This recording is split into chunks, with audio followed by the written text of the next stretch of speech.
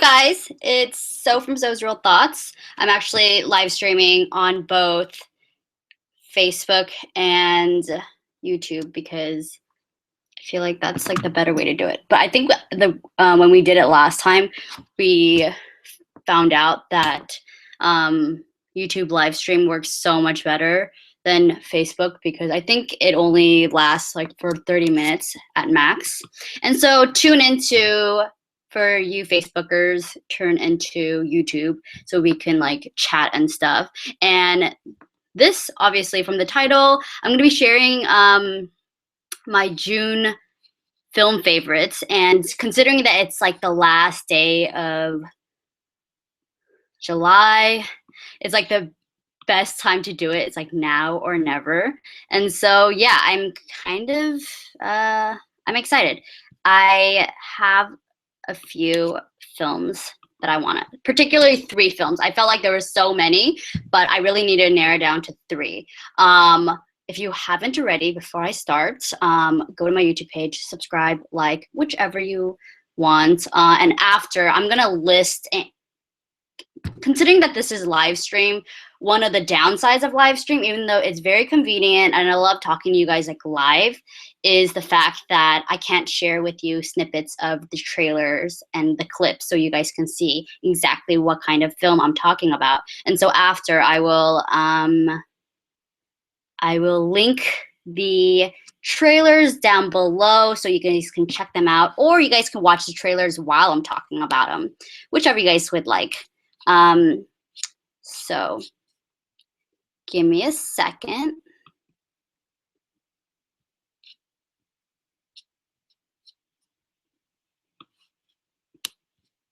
Cool.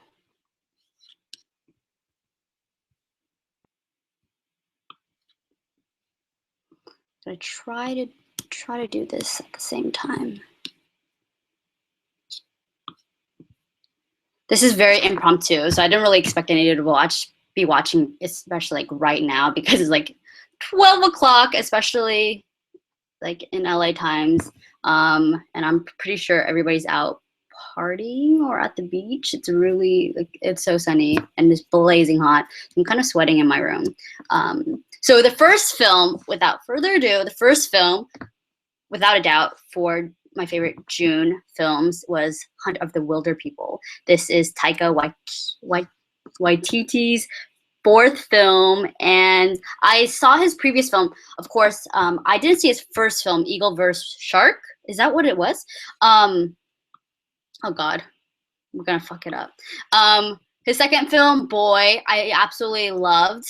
And then his 3rd film, What They Do in the Shadows, which is a hilarious take on, like, it's a new vampire parody. What's that? Lost found footage kind of film vibe, and it's hilarious, and he's amazing in it. And so that's a really good like twist on the vampire genre.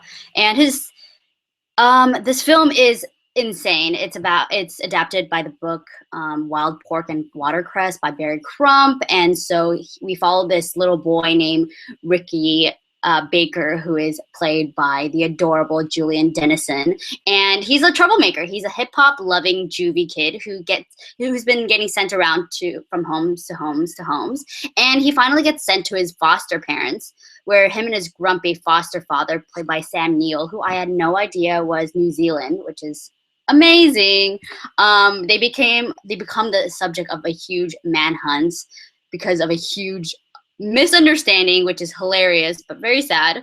And so they get stranded and they must like survive out in the New Zealand wilderness.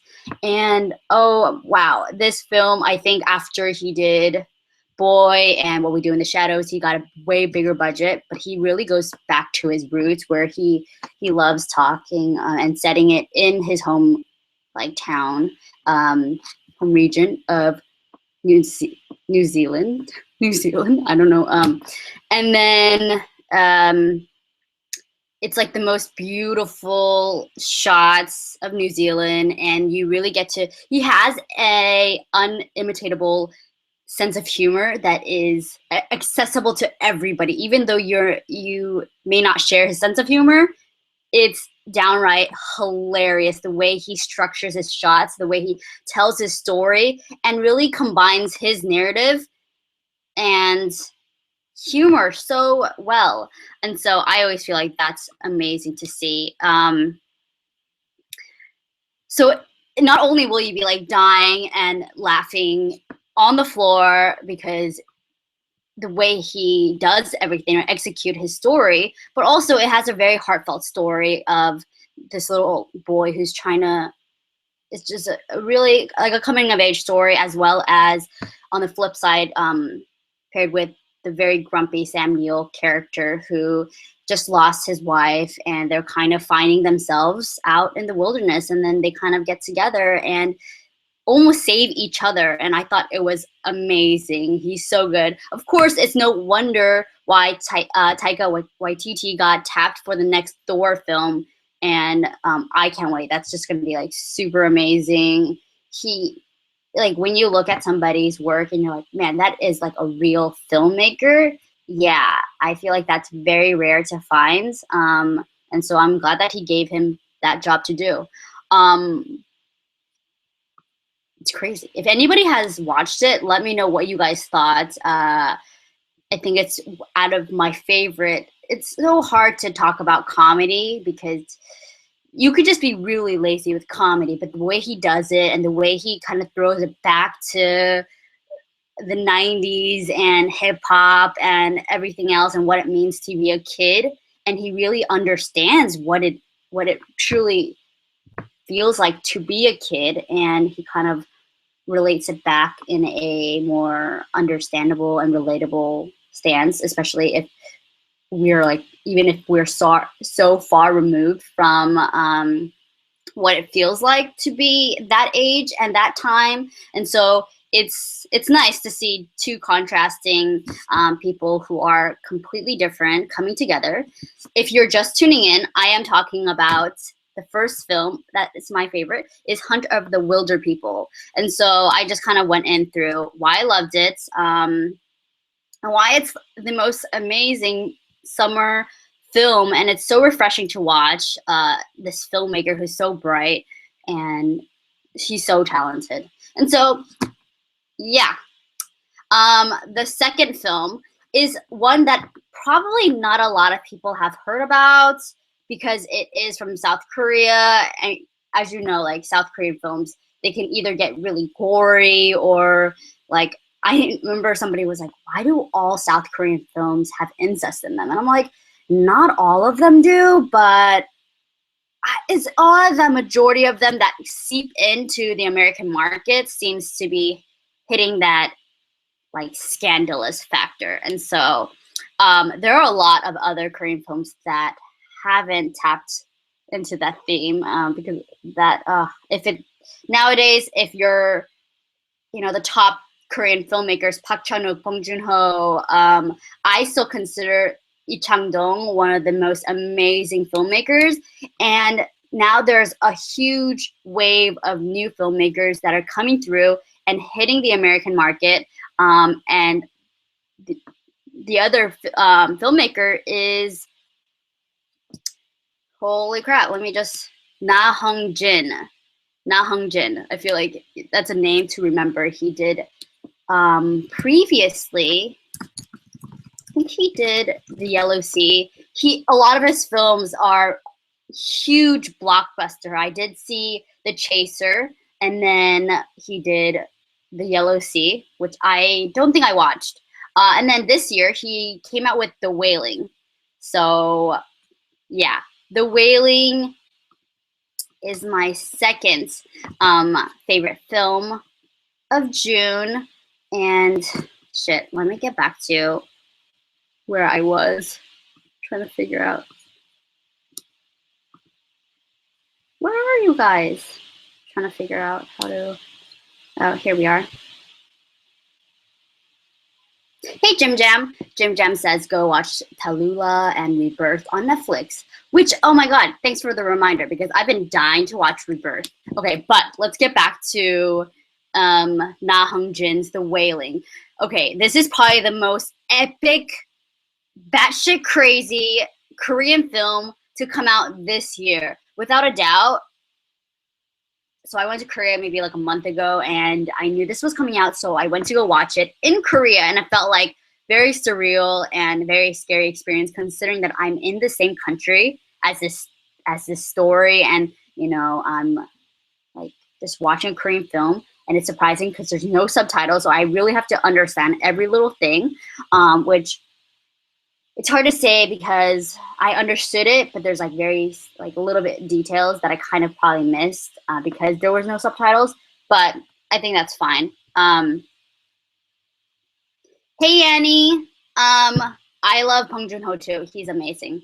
But Na Hong-jin's The Wailing. It's so crazy. So basically, the story is a mysterious sickness starts spreading in the quiet rural town of Koksong, and so a policeman is forced to solve this mystery in order to save his daughter. And what Na does so well is he toys with her mind, and he really fucks it up. I swear, he turns the film to like a feverish 1000%, and it's like this film about it's like a occult murder mystery, which expertly blends various horror genres of like the supernatural, zombies, and possessions, to say the least. He really takes so many films of the horror genre and puts it in this one film, and it's crazy. It's like I think it's about 2.5 hours, and it's like the craziest. I keep getting crazy, but I don't know how else to describe this film because it is absolutely batshit, like drive you insane, keep you thinking. It is going at like 1000% head on, and essentially it's like a ride like to hell. That's how I imagined it when I was watching it. And I was like, I'm going deeper and deeper into hell as I'm watching this because that's kind of the theme that they're talking about. And yeah, there's like blatant and old-timely message about how much the Korean hate the Japanese, but I think they add so many different elements and so many different enemies that by the end, there's no clear-cut answer, and it really keeps you guessing to the very, very, very end. And it's one of the first Korean films that I don't feel use like a crazy shock factor to get your attention. A lot of Korean films, I feel, touch on murder mysteries, which this one hits, and like incest drama, and then other rape stories. They try to really push the bar, but this one, it still kind of taps into those themes, but in a very like really, really smart way of doing it. And so after I watched this film, I was like trying to walk back to my aunt's house, and it was super dark, and there was two girls that watched the film like next to me, and I was like just following them because I didn't want to be alone after watching this film, because it will keep you reeling like insanely in your head about everything that happened. I don't know when it will come out. I know it was in theaters. I know it was in theaters in June for people in LA, but I think eventually it has to come out on Netflix or something so everybody can watch it, because this is if not one of the best films of 2016. It is absolutely so well made. It's so dense. It really captures so much, like it almost reinvents what the horror genre is about, and that's kind of what you want to watch in a film. And I appreciate what he's doing. People were like, oh, it's not perfect. Of course it's not perfect. You don't want a film that's completely perfect, but it is such a good and like captivating film. I'm pretty sure the people that saw it at Cannes were just as like electrified, if not like crazed by it. And so yeah, without a doubt, this summer has had a lot of films, and One in particular left me more polarized than others, and I think you can guess what film I might be talking about. And of course, it is the Neon Demon. Nicholas Winding Refn. The thing about him, I think I still need to watch Valhalla Rising, but the first film I watched of his was Bronson, which I liked, and then I watched Drive. And Drive felt like the start of his new trademark kind of visuals and storytelling. And I know everyone's gonna hate me on this, but I don't care. I did not like Drive when I first saw it. I just didn't like the shift of tone, and eventually it seemed like it became very campy. I think I need to rewatch it and see how it is after that first viewing. So I think because I didn't like Drive, I loved Only God Forgives. I loved the way it kind of went through the story.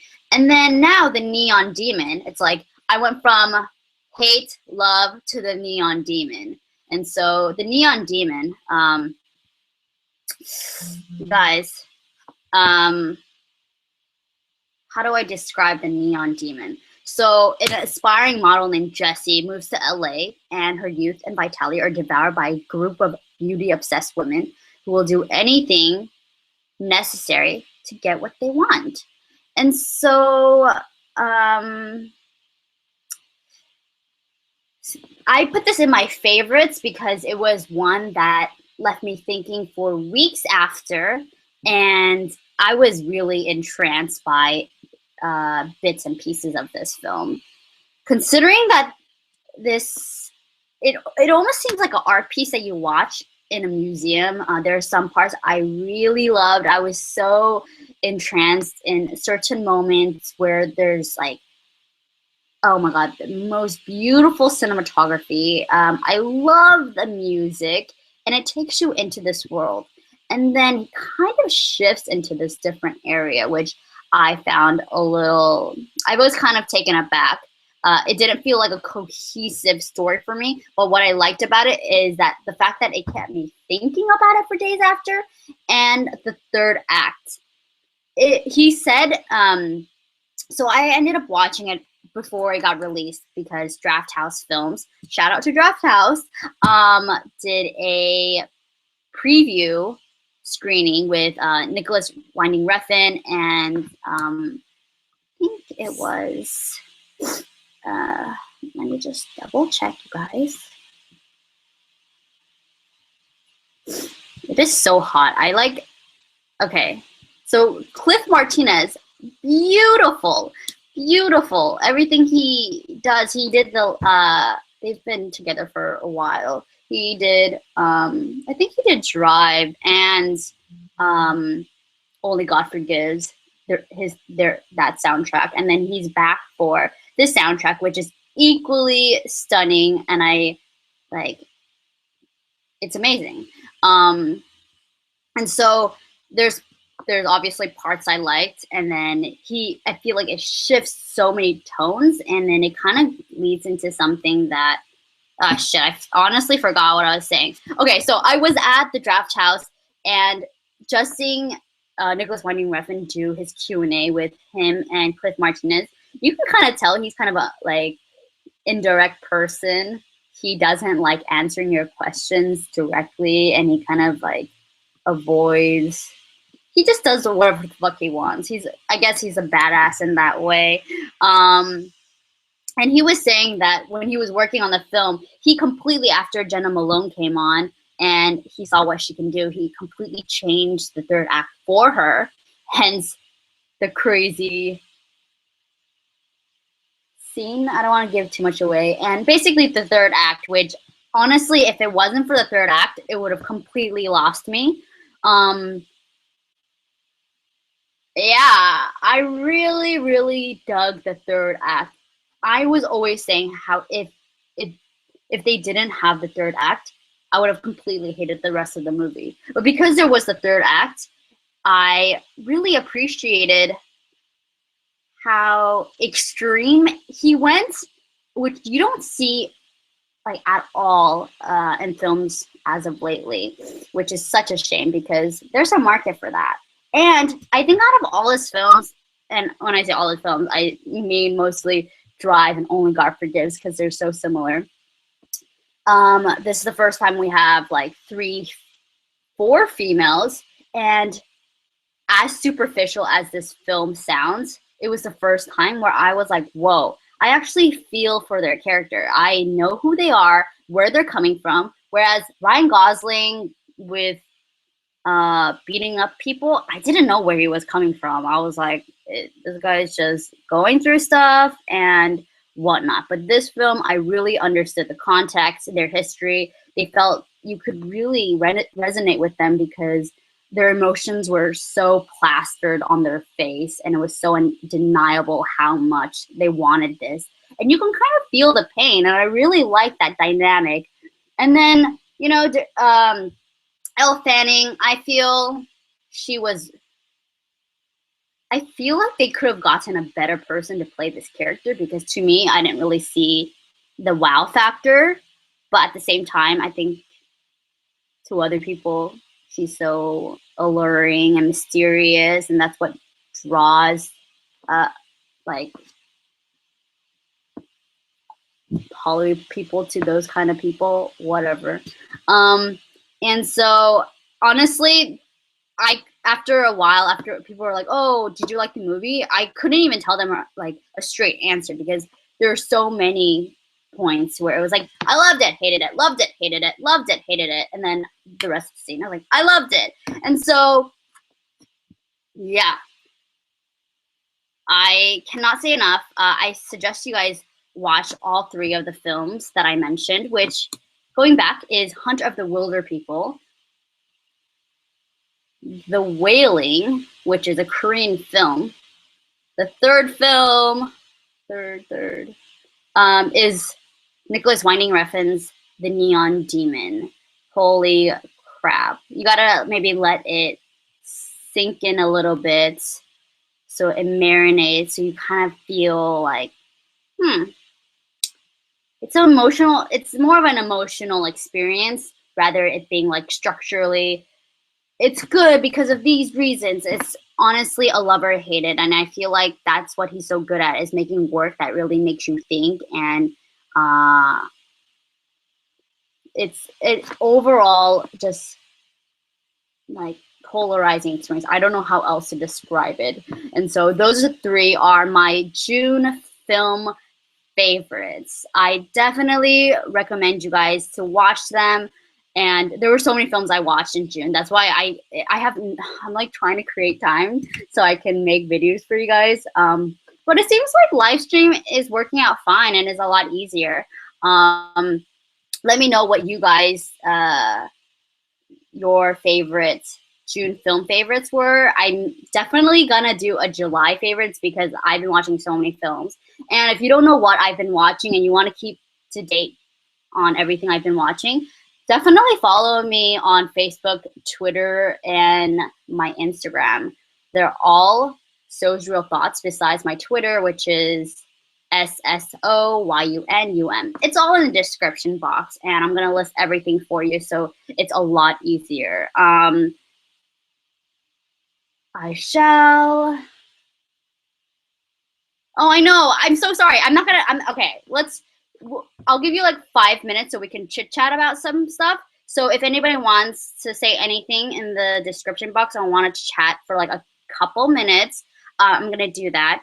And so, yeah, first things first, definitely follow me. I'm watching so many films that come out every week, and July is going to be a really good one because there's a lot of films out there right now that is super great. We seem like summer's not, it seems like all the summer blockbusters and everything are like the most incredible, but I think there's a lot of indie films that I feel like people are missing. It's like completely going over their heads. Hey Yanni. Yanni says I follow my blog. Thank you. Also, yes, my blog. I post a lot of. I haven't been posting too much, but I am going to be posting a lot more in the coming future about every film I'm anticipating. That's what my film blogs is for. So is realthoughts.com, where I post up like trailer reactions, trailers, film posters. If you don't know about my column, Badass Femmes, which I write for Chrome Yellow, check that out. It's super cool. And I just post like film reviews and things I like. I'm trying to gather a list of like short films that I really loved, so you guys can watch them as well, which is usually on the playlist of my YouTube channel. So check that out. On my channel. Jim Jam says, how about Purge 3? I didn't watch Purge 3 because I didn't watch Purge 1. I think I need to get into it. To be honest, I felt like it was too real. I feel like in the coming years, if the world really goes to shit, there would be a purge like in real life. And I was like, I don't know if I can put myself through that stressful like situation.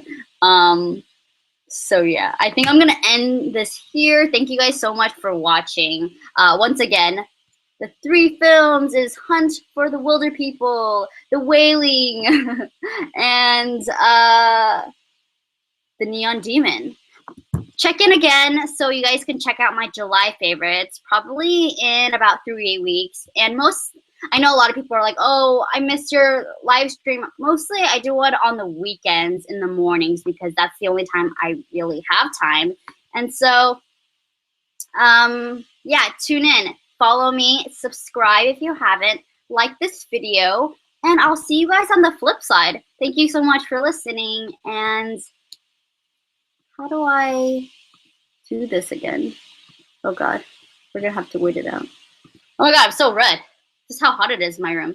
Okay, cool. I'll see you guys later. Bye.